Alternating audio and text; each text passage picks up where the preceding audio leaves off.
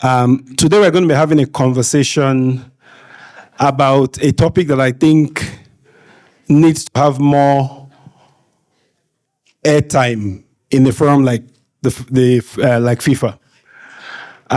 We're going to be talking about financial repression, specifically digital financial repression, and how we're using Bitcoin and similar tools to actually fight against financial repression.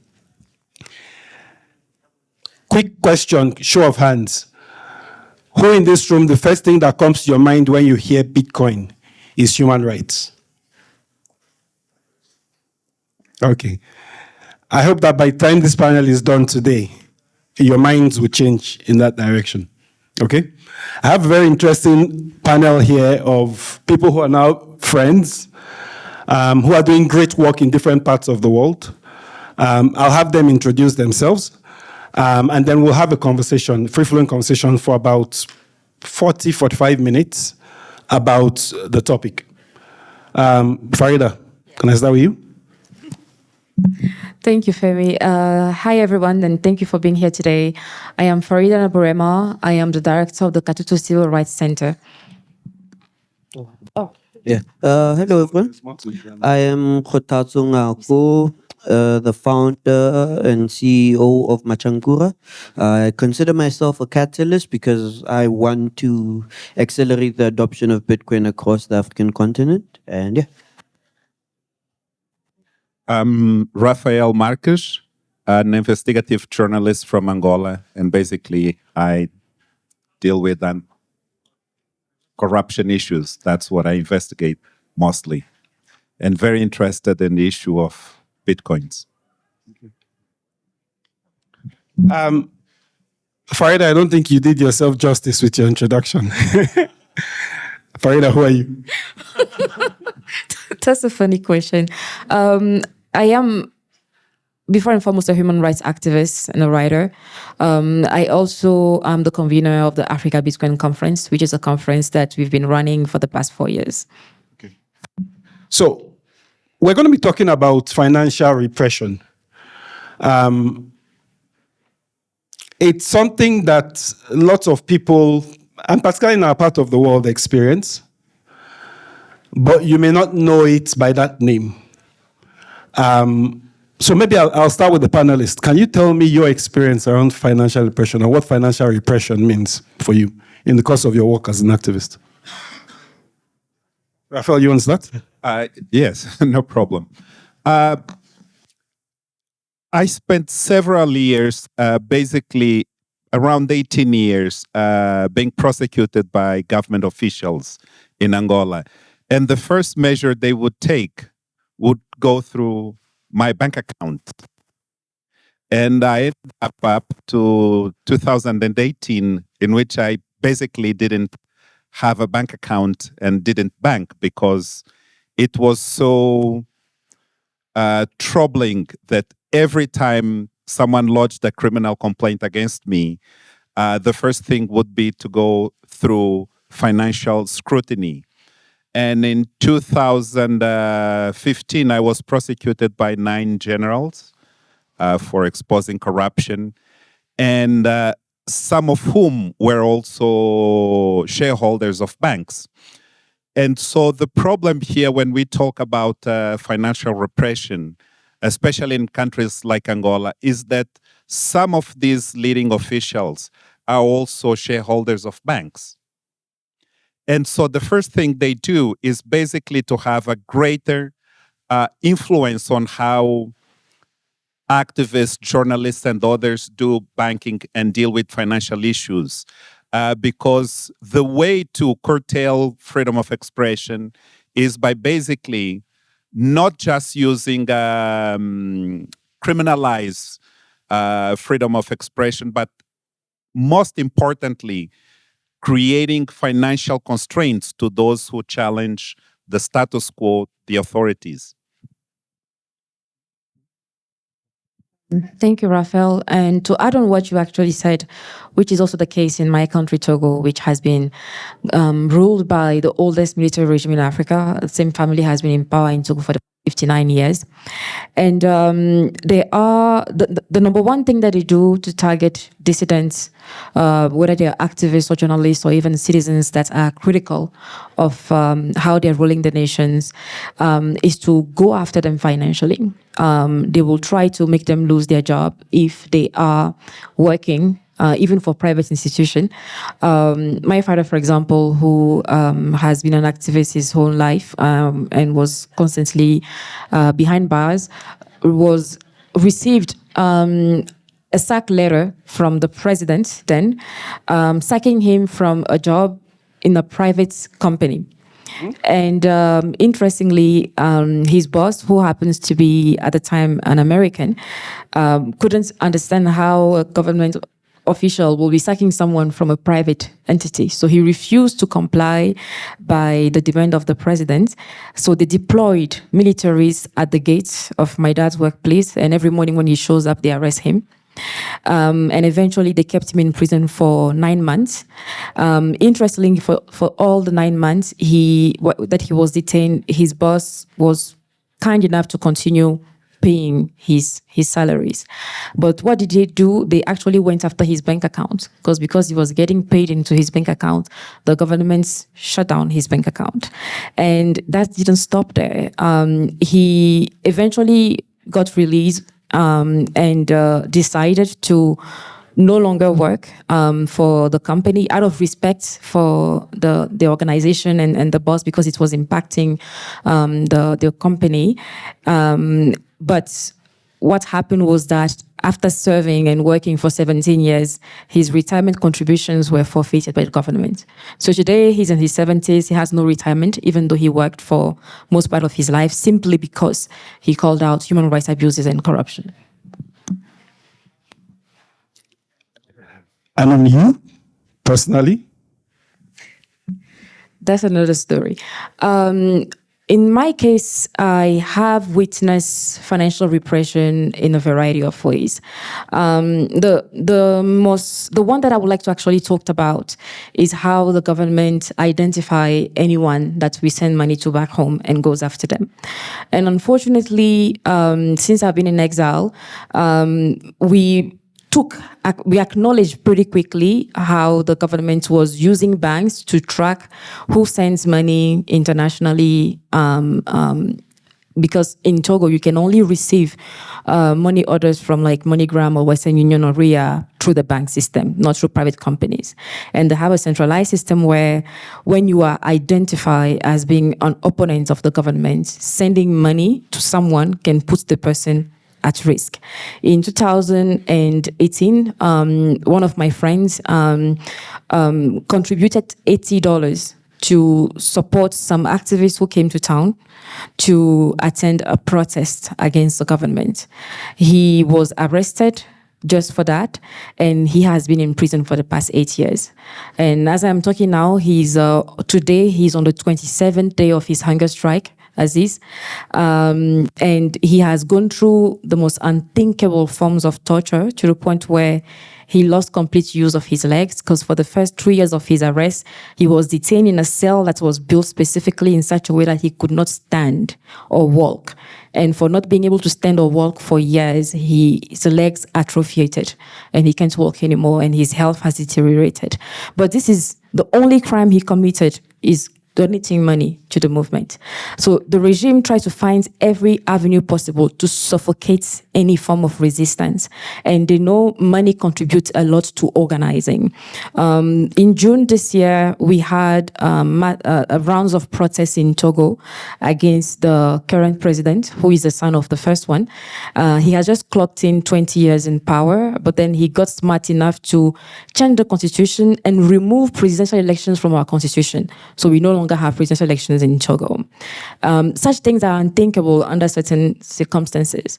So the Togolese people protested, and there was this particular lady who was sent money by people in the diaspora to cook for the protesters. when she went to the bank to receive the money, she got arrested at the bank, and she went in with her baby, who was 3 months old, and she got detained with the baby for 2 months. Eventually, because the baby was breastfeeding, they released the baby, but then she's still in prison to this day and has never seen a judge, simply because she received money to cook for protesters. So financial repression is literally one of the most pervasive ways that authoritarian governments ensure they prevent citizens from taking action against them. And there are many other cases that we can discuss, but what I want to say is that if you are a dissident, whether you're an activist or a journalist or writer, whatever it is, you must be thinking about financial freedom. It is important to inculcate that into your practice, because there is no way you can defeat an authoritarian regime without thinking about how to raise resources. And that is the first avenue for you to even think about organizing. Keji? Yeah. So on my side, I don't necessarily have any direct experiences with financial repression, but I'm observing that a lot of the new laws in the financial space are making it quite systematic, right? So it's not at the point where a protest is about to happen and whatever else. It's at the point where the compliance departments are even in a position where they may keep protests from being funded if they believe that, oh, this is an event that's going to happen and we will be required by the regulator to actually do something about it. They may preemptively do it. I also know that some people cannot get accounts on a lot of fintechs due to all the new rules around politically exposed persons, people who may be deemed as terrorists. As a South African, the definition of terrorist is really wild because a lot of people who have fought for our freedom as South Africans were labeled terrorists. And of course, not all countries get to issue out the label of terrorist. Certain countries like America and a few others get to issue it out. I think even Nelson Mandela was labeled as terrorist until like 2000 or something, and he even went to America while he was deemed a terrorist, one of the most wanted people to ever visit America and leave in a peaceful fashion. So but what I'm seeing now is that really the financial laws, fintech laws, are an extension of financial repression, whether we are aware of it or not. As Farida is saying, Western Union in Togo goes through the bank. In South Africa, you could still go to a Western Union to actually withdraw money, but then I think 2 years back that changed. So now you are going through a bank to actually get that money. Even things like Bitcoin, where, well, if you use it self-custodially, no, that's the best way to use it. But a lot of the fintechs, even mine included, are required to have your ID and then report any suspicious transactions, right? Whatever the term suspicious means. So if you're not using Bitcoin self-custodially, you are really exposed to a lot of the new invasive regulations that are coming through in the fintech space. And I think you bring up, I will get to the Bitcoin part, but you bring up very interesting points. So when we think about, of course, this conference is focused on internet freedom. Particularly with fintechs, the space between our financial life and our digital life has now been completely blurred, right? The vast majority of our transactions, how many people here, since you came to Namibia, you've only spent cash? Okay, one person. But that cash, you had to get it at an ATM machine, right? So you did do some electronic transaction, right? The more you do those transactions, every single transaction has a footprint. And those footprints tell stories. They tell stories about your movement. They tell stories about who is funding you and who you're giving funds to do work. They tell stories about how much resources you have to operate. One of my teammates used to be the CFO, the Chief Financial Officer of the Alexei Navalny campaign in Russia.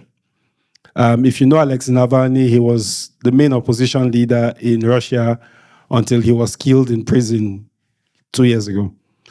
One morning, she woke up to pay salaries to their staff, and their bank account wasn't frozen. They had negative balance. They had negative balance of $13 billion, which means anybody sends them funds, the bank owns it.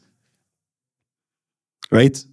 So in that kind of environment, how do you do the kind of human rights work, the kind of activism work you do? They're journalists that have to deal with confidential sources. You send money. Rafael, you're a journalist. Actually, tell us about what was done to you as far as advertising was concerned on your business. That is very simple. Never had advertisement. You know, running a digital platform that is dedicated to anti-corruption, I was never able, not even to register it. So it had to be basically work online. And at some point, I had to find other things to do to fund the anti-corruption work. But I want to give just a brief example of something that is happening right now in Angola. There is a journalist who's been in jail for receiving the equivalent of $2,000 from some Russians. And there were protests in the country in July because of the rise of fuel prices. And that really shook the government because the capital city for 3 days was basically on a lockdown. And the government had to find the culprits for such a massive disruption of normalcy. And so it found these two Russians who had dealt with these journalists, actually at state, a journalist who works for the state media, for the state television. And so since he had a link with the Russians, they were accused of terrorism and of inciting anti-government campaigns online. But no evidence was found of that, and the government issued two statements saying that these Russians were linked to the Wagner Group, and later recalled and put out another statement saying, no, they belong to the Africa, something also linked to the Wagner Group or the former Wagner Group, a sort of think tank. And the journalist has been in jail for more than a month now. But what happened when these individuals were arrested, not even the international organizations wanted to address the issue because all they had to hear was the name of Russians to say, well, this is an issue we don't touch. And this is a journalist who basically has done nothing. But the way the government publicized it was enough to stifle the internet campaigns that were going on, the protests, online protests against the government because of the rising of fuel prices. So sometimes we should not just look at the event itself, but how narratives are created to distract people, to distract attention, and basically to send a signal. Not even those who are innocent, who have nothing to do with this issue, are safe from prosecution. And again, here we have the issue of financial constraints. In my case, for a number of years, I had support from an international organization to do my media work, but the funds had to be deposited abroad. And if I traveled abroad, then I would withdraw them and then go back to the country and then exchange informally. So I don't need to do that anymore, but the organization I founded and I work for now I've asked for registration for a number of years now, and the government has not given that. So one is always in the margins of being criminalized for doing something which is rightful, but the government makes sure you're borderline, you're not fully legal in what you're doing. And the point is, how do we change this? So, quick question. How many people in here, my organization is funded by an entity that is not within our country? My organization is funded by an entity, whether it's a foundation, whether it's a UN body, whether it is Ford Foundation, whether it is whoever. Show of hands. So one of the easiest ways to get you and to take you out if you do something that the government doesn't like is they basically call you an agent, a spy from the country where your funder is from. And the easiest way to get that information, even if you don't put it publicly, is they check your financial transactions. So let's go to a solution we found. My organization found this solution, the Human Rights Foundation found this solution, I'd say about 13 years ago, when they had the initial protests in Ukraine, was when we saw the trend starting. Then we saw it with Julian Assange and WikiLeaks, when they were going after them, and there was all the squeezing of their finances. And we saw that the only way you could get funds to them to continue the work was using Bitcoin. Not crypto, because there's so much crap in the space, but very specifically Bitcoin. And over the last decade and a bit, we've constantly supported human rights activists in different parts of the world because some of the challenges that you have with the traditional banking system, most of them are eliminated when we can get funds to them for their work through Bitcoin. So I want to ask you guys, how did you discover Bitcoin and how are you using it in the course of your work? Yeah, thank you. In my case, it was about 7-8 years ago. I discovered Bitcoin way before then. I think I was still a university student when I discovered Bitcoin, but I was the knowledge that I have of it was the same knowledge that most people have of it. It's a speculative tool. You buy, you hold, hoping it goes up, and you make some bucks. But it didn't go farther than that. And in 2017, there were some massive protests in my country, probably that really shook the nation. I was one of the faces of the movement at the time, and we became. We were aware that we were being surveilled because some of our folks got arrested and they were questioned and tortured over conversations that happened very privately on WhatsApp among us activists. So we knew from that moment that we could no longer use our phones and that we had to find alternative ways. And interestingly, I was discussing this at an event and that was on Freedom Tech. And someone approached me and said, have you actually thought about sending money with Bitcoin? And I was like, nobody uses Bitcoin in Togo. Like, how are you going to use Bitcoin? And he was like, well, you don't need people to use Bitcoin in Togo. Bitcoin is just like the technology, the route that you use to move money from point A to point B in a private manner, without the government specifically knowing who sent the money and who received the money. And then the person who receives the Bitcoin can now go on a platform where they can sell their Bitcoin for the local currency. And I was like, this is interesting. So I tried it and it worked. And when I found out it worked, I was like a little child who just discovered how to write. And I was telling all of my friends, like, we have a solution to sending money in a more discreet manner. And ever since, it has worked for us. So that was how I started using Bitcoin specifically and more frequently, and preaching about using it to counter government surveillance and censorship, especially under authoritarian contexts. Can you ask? Actually, got familiar with Bitcoin at a conference in which a friend from Nigeria schooled me on how it works, and then sold me some Bitcoins right there.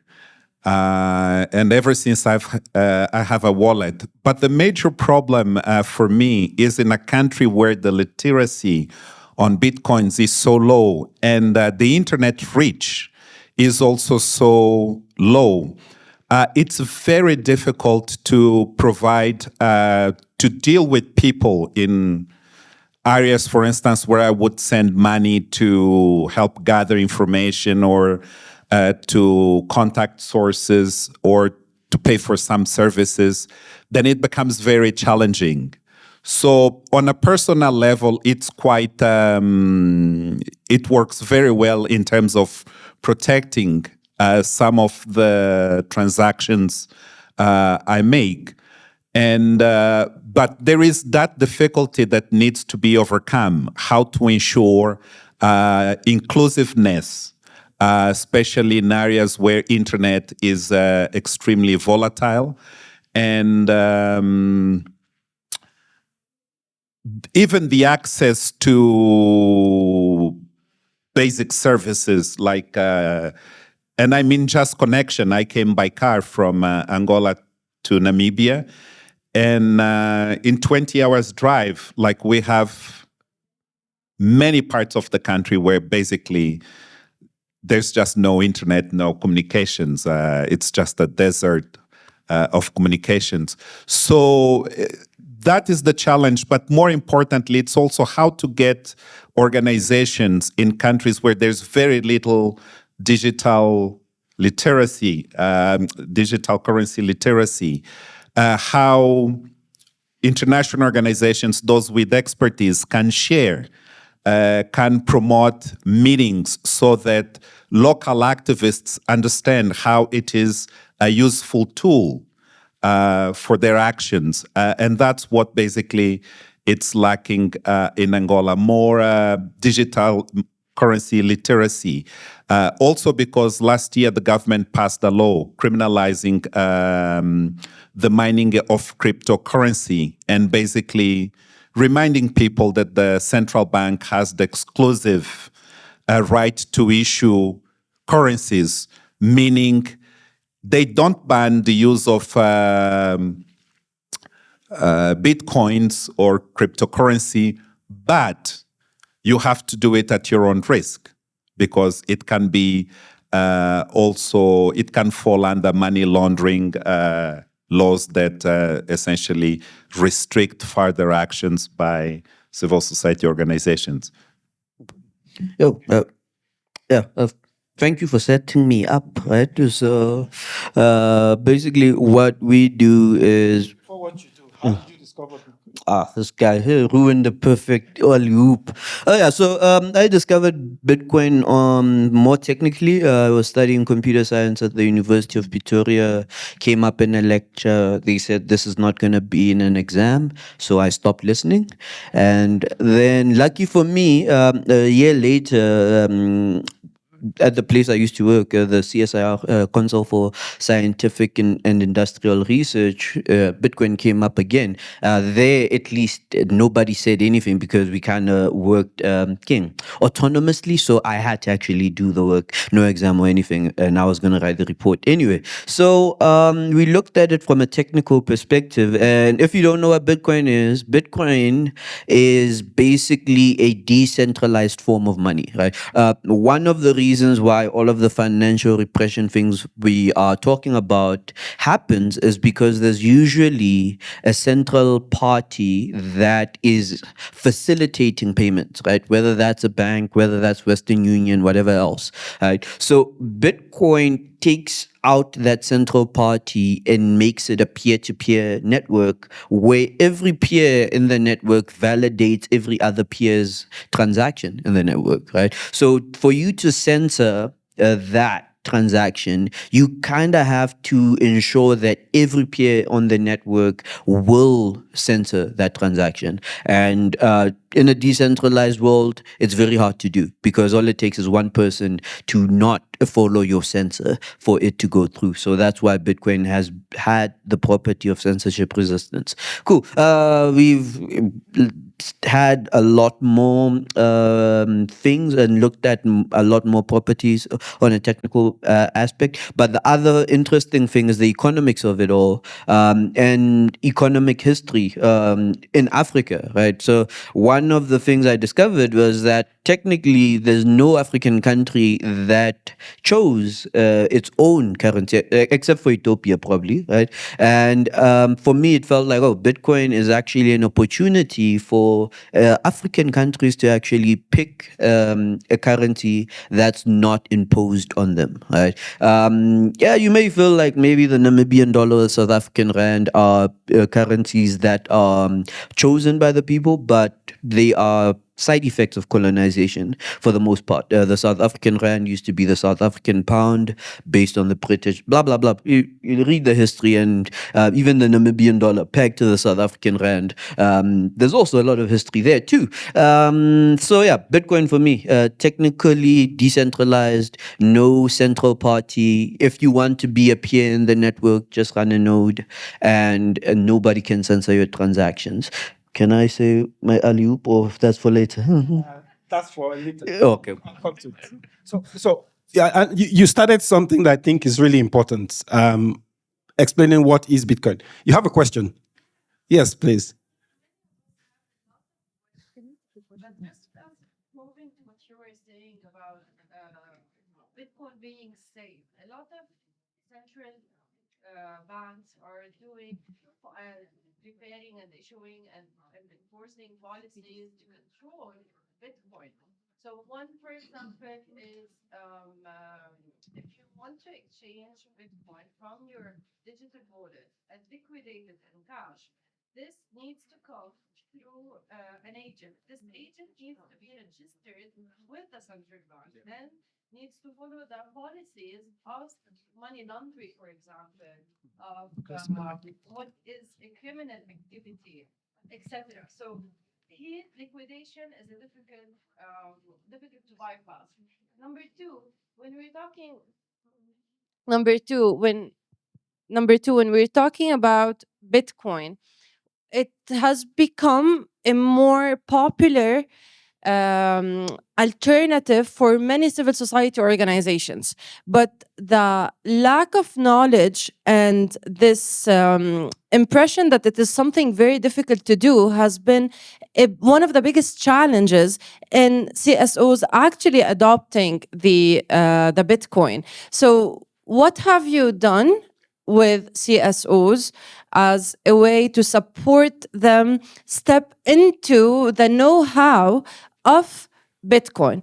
Question number 3, and I can stop here.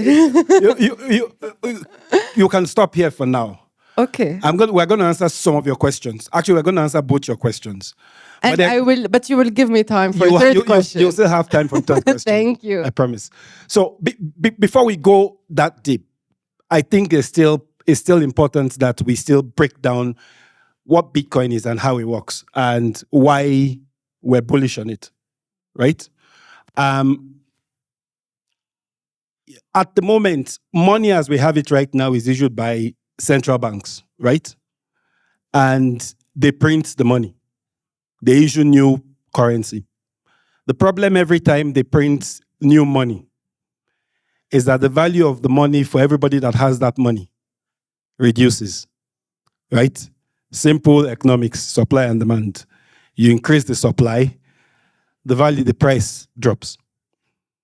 The problem we have in the world right now is that money printing is uncontrolled. They're printing it faster than we can think. And I think Zimbabwe is the biggest example of what happens when the printing goes under control. There was a time when everybody in Zimbabwe literally was a billionaire.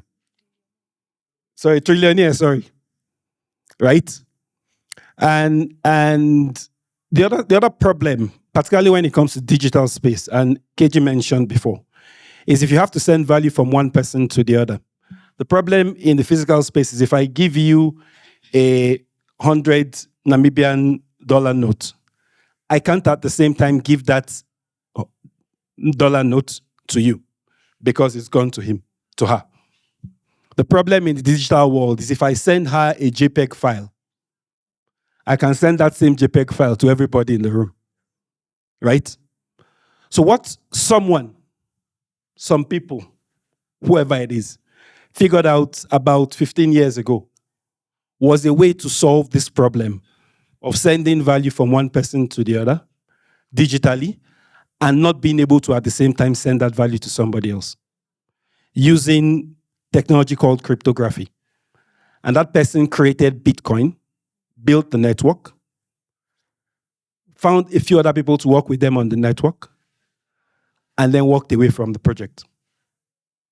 And that walking away from the project is very important because what it did is there's no single person that can come out and say, I own this thing, I created this thing, I have the keys to switch off this thing. It's now money that can be used by anybody in the world, and it's controlled by a network of people across the world. Now, we know it a lot in the news, particularly with Trump and co. That is this thing that you put your money in, the price goes up, the price comes down, price goes up, price comes down. But it's more than that. It's the easiest way to send value, money, from one part of the planet to the other part of the planet instantly, or well, close to instantly, without having a gatekeeper in the middle that is deciding should this transaction go or not go. And that for us, and it's done in a way that is private and is secure. And that for us is the reason why it excites us. Now, this is high level. I agree with you in terms of the education and with Rafael on the point of education. And there's lots of work happening in this space. Farida, a few years ago, you brought people working in Bitcoin across Africa together in what is now an annual convening. Can you tell us a bit about that and a bit about the work that's happening in the space to grow knowledge about Bitcoin and about how to use it for people in the course of their life and their work? Thank you, Femi. Before I answer your question, I kind of wanted to clarify a bit on what you said about Bitcoin, because I'm sure I think I'm sure a lot of people don't have a deeper understanding of what Bitcoin is. So a few things that you said that I needed to develop is that when you say what Bitcoin is, before and foremost, Bitcoin is just a digital code that is encrypted using a cryptography mathematical system that has existed for thousands of centuries. It's literally, it's like when you send somebody a picture, you see the picture, but before you receive the picture, there's some coding that was put in place, that was built by computer engineers, which translate the picture that you send into a language that the receiver also sees and receives and can now download the picture. Same process with Bitcoin, but it is encrypted and it is done in such a way that it cannot be duplicated. So for every transaction on the blockchain, it stays there forever and nobody can go back and change it. In addition to that, Bitcoin is a new system of accounting, because with the regular system of accounting, you have receivable and payable. It's a two-ledger system. Bitcoin adds a third ledger system to the receivable and the payable transaction.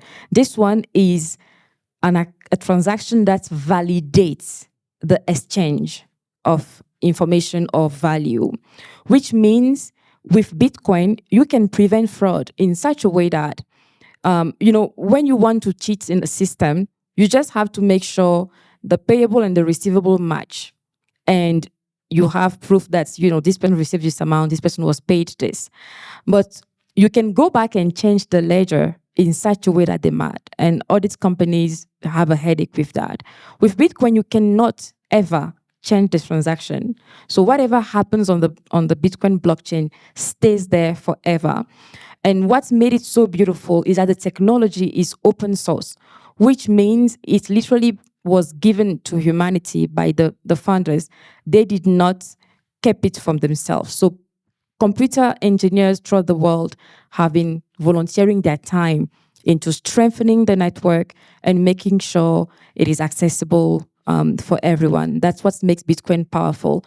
And today we have close to 30,000 cryptocurrencies, all copying Bitcoin, but they are not Bitcoin because they are currencies and models that were created by individuals and companies, which means the individuals can always go back and change the code and change the rules. And your money, which is worth $10 today, can be worth $2 tomorrow because they decided to change the game. But Bitcoin responds entirely to the laws of supply and demand. The market determines the value, not the people, because nobody owns it. So to sum it up, I'll say it is a technology. The same way the people who invented electricity made it available for people to now build on that technology to create multiple resources and develop other technologies, because the internet wouldn't exist without electricity. The blockchain that Bitcoin built also provides an avenue for a lot to happen within that space. And as a technology, it is used in a variety of senses. The human rights specificity that we're discussing today is just one tiny component. You have people using it in healthcare as a technology to encrypt data and sensitive information. You have governments using it. You have people using it in education and many other ways as a blockchain technology itself. Then you have the user cases for the currency as well, from non-profit organizations that are using it to provide humanitarian services in places where they can't access bank, to activists like myself using it, to people using it just for speculative means, and people using it to trade. Because on a continent like Africa, we have 54 countries, but 46 currencies. And sometimes neighboring countries cannot trade directly. You want to send a payment from Togo to Ghana. The money goes from Togo, goes to France via an intermediate bank, then goes to another intermediate bank in the UK or in the US before coming back to Ghana. So a bank transaction from one country to another can take 2 to 3 weeks and cost a lot of money because there are a lot of middlemen. But then you can trade differently by making a payment from country A to country B within 10 seconds, simply by using the that Bitcoin offers. So I'm giving all this background to help people understand that that technology is allowing a lot to happen. And it is a whole ecosystem. And 4 years ago, I and a couple of friends initiated what we call the Africa Bitcoin Conference, where we bring together computer engineers, developers, because we felt like Africans were not contributing enough to the technology. As a matter of fact, African developers working on the Bitcoin blockchain technology are less than 1%. And we need to have people who build solutions that work for us. Somebody in the US cannot understand that there are certain areas on this planet where people can't even access electricity, to even talk about accessing internet. And then you can only have native solutions built by people who face those problems. Then you also have the users, and then you have the startups that are building on the technologies to develop fintech solutions. Then you have the policymakers that are making policies that are anti-crypto or Bitcoin, specifically out of fear and lack of understanding. I bet when you put members of parliament of countries that have banned Bitcoin together and you ask them to explain what Bitcoin is, they don't know. They pass laws out of fear and out of lack of understanding and knowledge. So in that conference, we are trying to break the myths about Bitcoin, elevate the conversations to a level where we are discussing it as a solution, and how do we make sure it improves the quality of life of our people, it increases access to freedom, it increases access to resources, and it also helps us break the colonial barriers that have made it impossible for us to move money among us on the African level. Thank you, Farida. Rafael mentioned the problem with places where there's not even internet and people who have phones that are not internet enabled. KG, what's your thoughts on this? Yeah, thank you. So yeah, don't mind me for being fidgety, right? Yeah, so one of the things we do is actually tackle the problem of how does a person send and receive Bitcoin without an internet connected device, right? So any African, I assume any African in this room has heard of something called mobile money, right? Whether that's M-Pesa, Orange Money, or was the Namibian one going to be? Yeah, MTC Maurice. I don't know why that's the word, but yeah. Technically, we are working on implementing something like mobile money, but on Bitcoin, right? Where all you dial is a USSD code, and then you are able to access your Bitcoin account, send and receive Bitcoin via your phone number, Lightning address. USSD code is basically something like SMS, but it's like a live SMS, right? So you are presented with a menu of options, usually nine options, but it could be more. And you have to input your response in less than 30 seconds, right? So if you're sending to somebody, you have to input their phone number in less than 30 seconds. If you are picking an option, you have to pick your option in less than 30 seconds. And then the service responds with the next part of the menu, right? So it's almost like SMS. It's just that you are now talking with a service instead of a person. And it's a live session, it times out and everything else. So if you've ever used one of those services where they say type star something something something hash. The same way we used to refill credits on our phones back in the days. Okay. Oh yeah. Can I respond to the other lady? Oh yeah. So the other thing, no, with some of your questions, right? Technically, Bitcoin does not need to be legal tender to be used as a form of payment, right? So I generally advise not liquidating Bitcoin as much as you can, or as much as you can avoid. Find a way to use and spend that Bitcoin on the things that you need to use it and spend it on. Whether it's a server, you can pay for a server. I think even Edward Snowden, when he released those files, he paid for his server using Bitcoin. WikiLeaks paid for their expenses using Bitcoin. In South Africa, actually, if you go to South Africa today, you can use Bitcoin at over 600,000 merchants who have a QR payment, right? We have an integration that's being carried out by a company called Money Badger that allows you to spend your Bitcoin using that payment method. If you ask Oken over here, he can tell you about some of the spots in Namibia. I think the Smoky Mare is one of the places that accept Bitcoin. And there's a Mexican pizza place, Aliona, that accepts Bitcoin, right? So if you have to actually use the banking system, you are negating the benefits of Bitcoin, right? One of the benefits of Bitcoin is you cannot have a negative balance, as it happened, or as Femi mentioned initially, where as a form of punishment, they imposed a negative balance on a person's account. The Bitcoin network would not let that happen, right? So you had two options. What's the CSO? Civil society organizations, non-profits. Oh yeah. So I believe basically.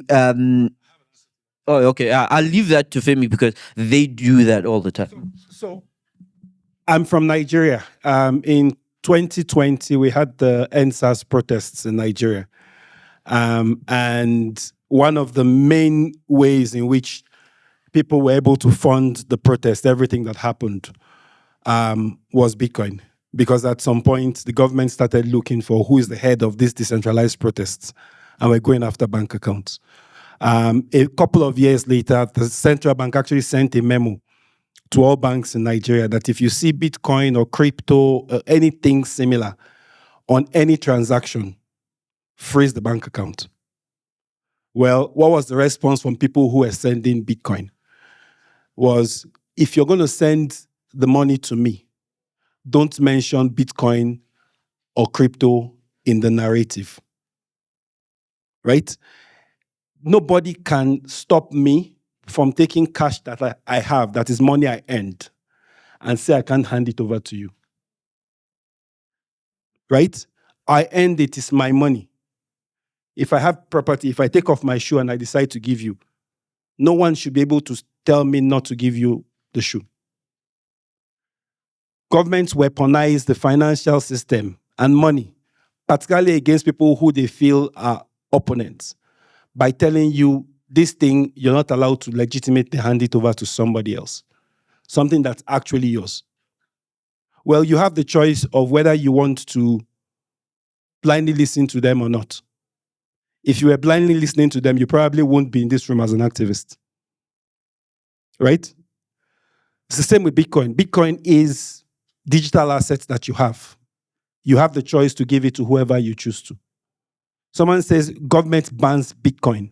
The truth is governments can't ban Bitcoin. They can ban themselves from engaging in the Bitcoin network because the network is operating regardless of them. We have only a few minutes to go, so I'll take a couple questions before I answer that your question about education for CSOs, because we're doing something concrete about it that I want to share. So I'll take 2 questions. Can I take one over there? And then I'll come here. Yep.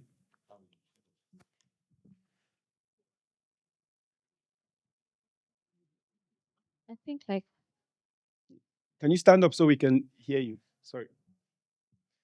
Is it working? hello.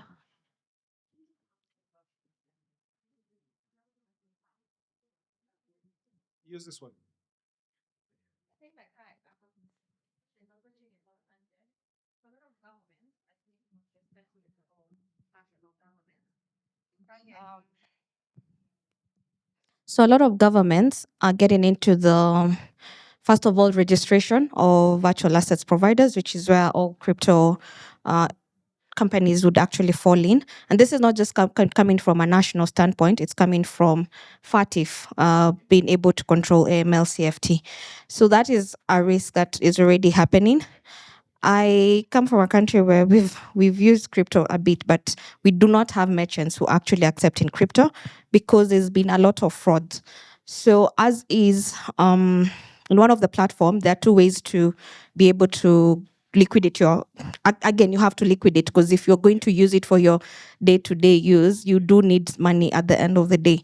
So we have 2 versions of it. So you can either use, the option is using a P2P, so where you get another person to exchange with you with fiat. There's been fraud on there where someone actually cancels the exchange and you lose your money after already doing the transfer, or you do the trading, then going into the whole process. I won't go into the technical. Okay.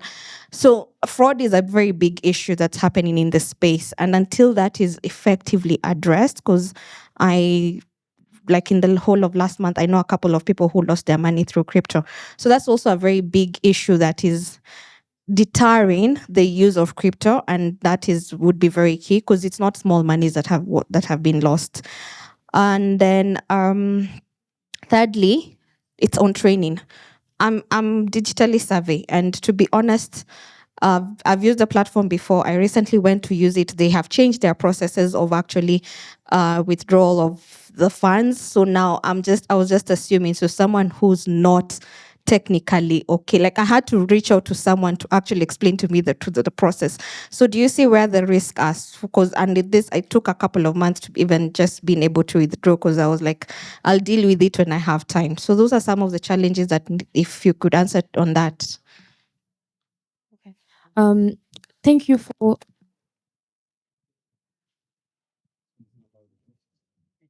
This one is not loud at all. Yeah.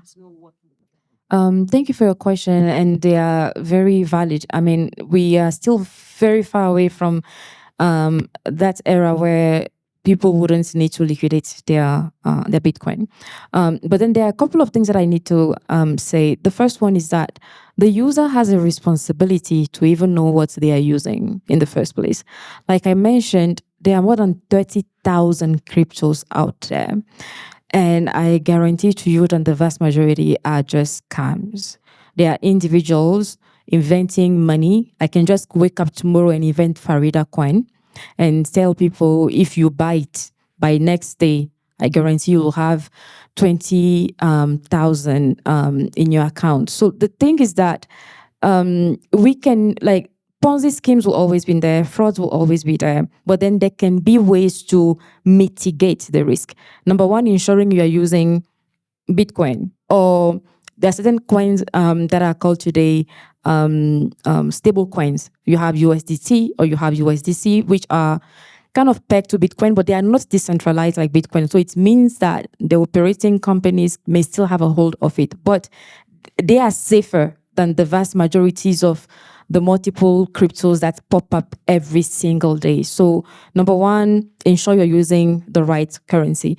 Number two, there are a lot of platforms that are coming up, and depending on the countries, there are some solutions that are available.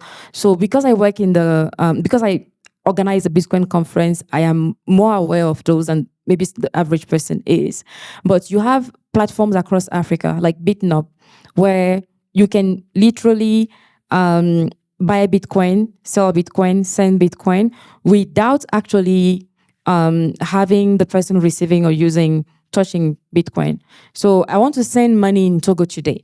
I go on BitNob and I transfer Bitcoin from my wallet to my BitNob wallet.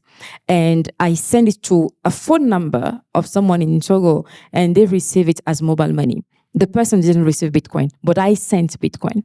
And that is how I send money to my parents, to my family, to my friends in Togo and other parts of the continent. You have other platforms overall that also exist like that, like Yellow Card, Tando, which allows you to spend Bitcoin with Pesa.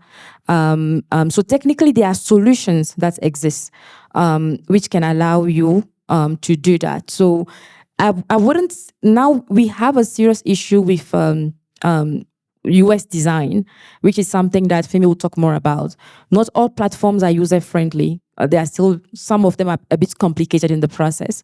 And some work is being done into making those more accessible for people. But then there are also platforms that are very easy to use user experiences where you don't even need to understand Bitcoin to be spending it. And one thing I say is that I don't think all of us understand the engineering and the mathematics that go behind how we log in into our Facebook account or our Twitter account. We just have an email, password, boom, we are there.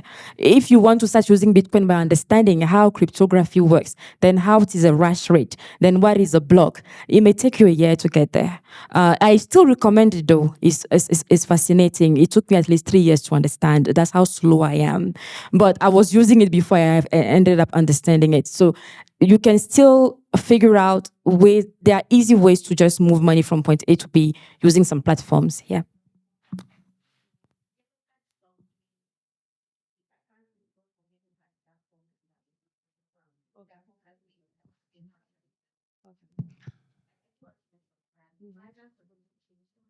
Yeah. So Get in Togo, it works, but then I think we also need to be alive too. We are all coming from different markets.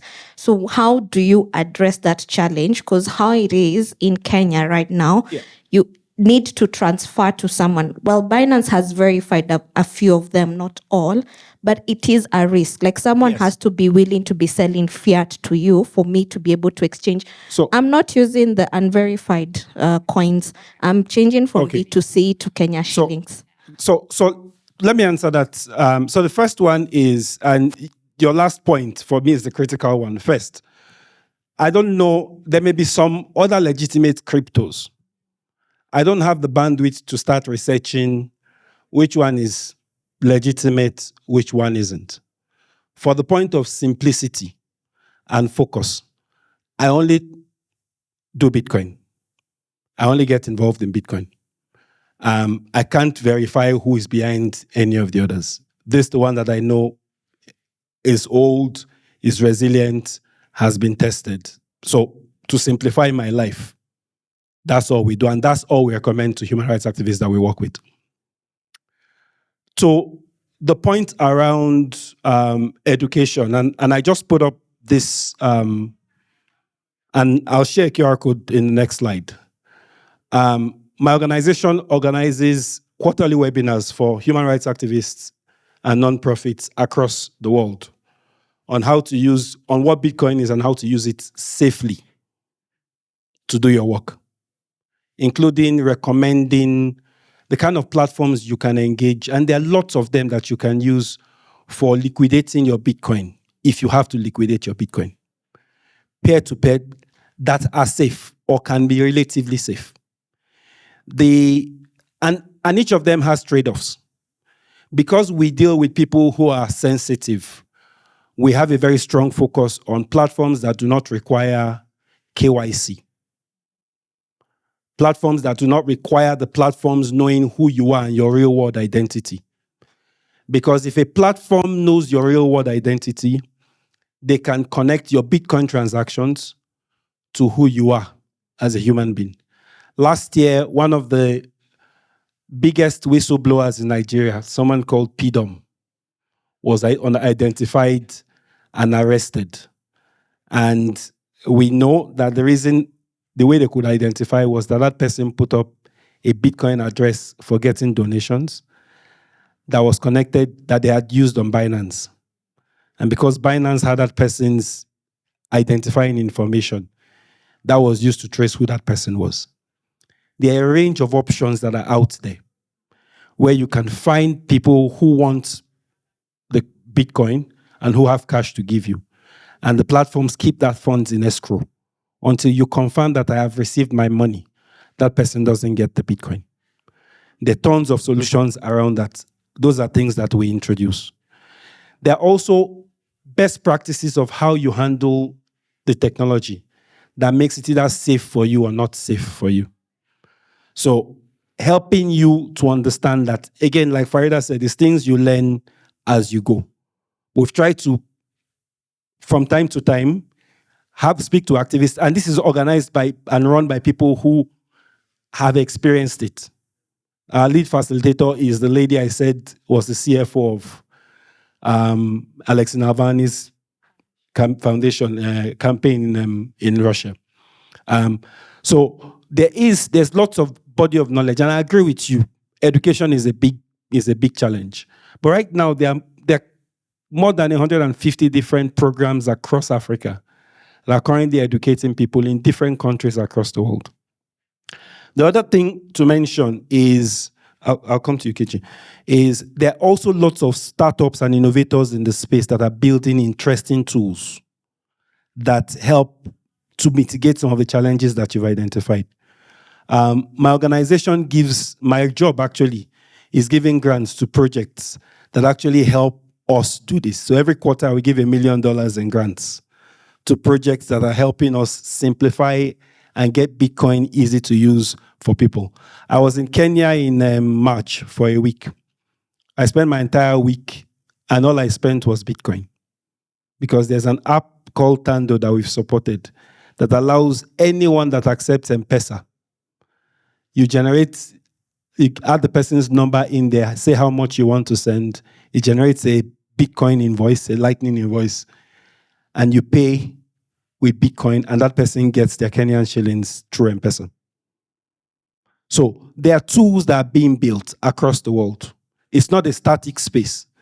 We are part of a world, the Bitcoin world, that I don't think hasn't interacted much with the rest of the freedom and internet tech world, which is the reason why we're having this workshop or this panel. So that you know that there's lots of work, there are lots of tools that are out there. And there are lots of ways in which you can use the technology for it to work in the context. KG, and then I'll take one question, and then I have an offer to show you guys.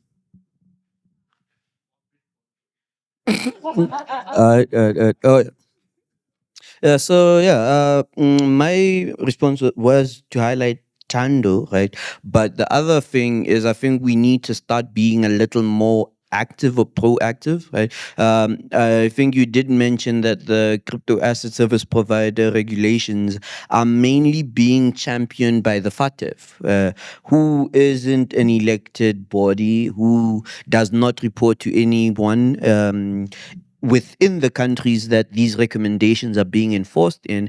And I think we need to start saying, maybe we don't want that in South Africa. Maybe we don't want that in Kenya. Maybe this is what would work best in South Africa, Kenya, Namibia, Nigeria, right? And on the other side is if Bitcoin or the use of Bitcoin is not easy enough, be more active as well. Start something, right? Oken did mention that. What Money Badger? Well, he didn't mention to the group. My bad. What Money Badger is doing in South Africa is actually great, and there has to be like a Money Badger in Namibia as well. What Tando is doing in Kenya is also great, but there could be a Tando in Namibia, in Nigeria, or any other country, but we cannot ask somebody else to do it. Someone has to then raise their own hand and say, okay, this is what I'm going to do. So, because I promised your question, unfortunately, we're already over time. So, Okay, so first thing, this is definitely a very important and timely conversation to have. However, since we are in a setting where civil society actors are present, naturally, we're not talking about for-profit companies, we're not talking about entrepreneurs' profiles, we're not talking about startups, we're talking about civil society organizations that face a lot of risks, specifically when it comes to the financial system. So part of the conversation makes it seem as Bitcoin is simple, but you just need to put time to learn how to do it. But in reality, as civil society organizations, there are a lot of considerations we need to take into account. I'm going to share two and would love to hear your thoughts about it. One is the donor requirements. Oftentimes, donors who are predominantly governments, we're talking about the USAID, we're talking about the UK government, the Swedish government. Three governments in the last 2 years, we knew that they preach democracy, but are all full for censorship. So we know the political hypocrisy that's there. We take funds from these governments. These governments do not allow cryptocurrency unless with conditions. So this is one very important consideration civil society is take into account. The second consideration is the data safety risk. The lady mentioned fraud, corruption, Ponzi schemes are always going to be there. But how do you think civil society organizations can adopt Bitcoin in a way that simplifies work? And civil society organizations do need to liquidate cash. And another part of the question is the difference, the change in the price of the Bitcoin. Today, I think it's one Bitcoin is 113 USD, something like this. It goes up, it goes down. This is another risk both donors and civil society organizations need to grapple with. So what are your thoughts, and thank you. I work for Access Now in the grants program. okay. So I can speak as a donor. Of course. Oh, okay. Thank you. I'll speak as a donor. We've been giving grants in Bitcoin. And when I say in Bitcoin, I mean I don't send fiat. I send Bitcoin to grantees' wallets for the last 5 years. We've given more than 350 Bitcoin grants, specifically on my program. We've given more. Again, because we're dealing with people in sensitive regions in the world who need to get money quickly, many of whom, like Rafael, don't have a bank account, can't have a bank account, but they need to get funds for their work. But part of things that we've been doing even more recently is educating other donors in the space. And there are lots of other donors in the space that are very, very interested. And I'm not talking about the government donors. I'm talking about private fund. And private donors are probably more in the space than, particularly with what's happened with USAID in the last 1 year. More and more private donors are stepping up in the space. And a lot of them are curious about understanding Bitcoin and how they can add it into the mix of what they give. So there is that work of education that is happening. So I'd say don't have fear. And there are ways in which you can also do your accounting when you collect Bitcoin and fiat. On the price going up, going down, it has its pros and its cons. The reason why my organization can give $1 million every quarter through my program is that many years ago when Bitcoin was worth a very little amount, someone gave us a lot of Bitcoin donation and we didn't spend it for a long time. They probably gave us when Bitcoin was like $200 to one. And now Bitcoin is $113,000 to one. What that means is we have more resources to do the work that we want to do. So part of things we advise when we give the grants is keep it for as long as you can. Only liquidate it when you need to use it. Yeah. What you're saying actually has a complication for most organizations, especially when it comes to government grants. They have expiry dates. You have a budget, you are given to, you must spend it before a specific date before the reporting time. So it's not always situations where you can hold the money. Yes, those are common grants. And most organizations in the African space, their grants have deadlines, like 1 year program, 2 years program, etc. So because I have worked in civil society for a long time, I understand that complication about holding it for the future. HRF, most of your donors are not government donors. Actually, you don't receive any money from any government. So your case is different, but from most good government grants. I'm not even speaking about government grants now. Okay. I'm talking about you get a grant or you have funding in Bitcoin. Okay. When you don't have to liquidate it, don't liquidate it. Right. Now, but the situation again could be different. However, I would like to mention one thing. The CSOs also have, so literally, I'm not one of those people who will tell you, stop receiving USD or pounds, convert everything to Bitcoin is excellent, you'll be happy forever. For me, it is a solution, and you assess the need before adopting the solution. And it has to be on a case-by-case basis. There are situations where you will need to send dollars to one of your grantees. There are situations where you cannot send cash or you cannot send money without putting the grantees or the implementing partner in danger. Then you have to find a way around it. So it is the responsibility of the nonprofit organization to have a conversation with the grant donor and explain to them that we are working in this very complex situation, like countries like that have been maybe even banned from the international monetary system, like Somaliland, for example. It's complicated to send money there, but you need to implement a project. Can we ensure that in our grant agreement, we can use solutions like Bitcoin or stable coins to send money into those areas? Those conversations can be engaged with the donor parties. Now I would like to answer the question about the environmental consequences of using Bitcoin. I think one of the biggest myths about Bitcoin is how destructive Bitcoin is to the environment. And the people who have pushed that narrative most of the time came from governments themselves, who felt threatened from the beginning by Bitcoin because they felt like if more people are using it, then their national currencies will be a threat. Have you ever wondered how much electricity ATM machines across the globe consume? ATM machines across the globe consume 30 times the amount of electricity that Bitcoin mining computers consume across the globe. Now, when you want to add to that, just to talk about how the fiat system operates, those are ATM machines alone. Now, talk about all the computers at every single bank branch on the planet. Do you know how much electricity they consume?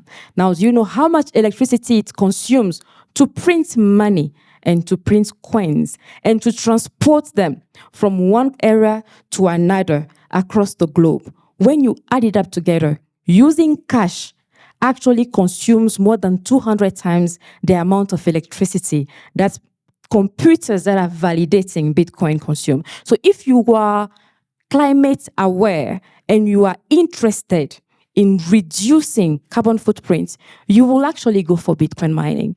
And you will actually go for digital currencies because they consume less than the traditional cash system.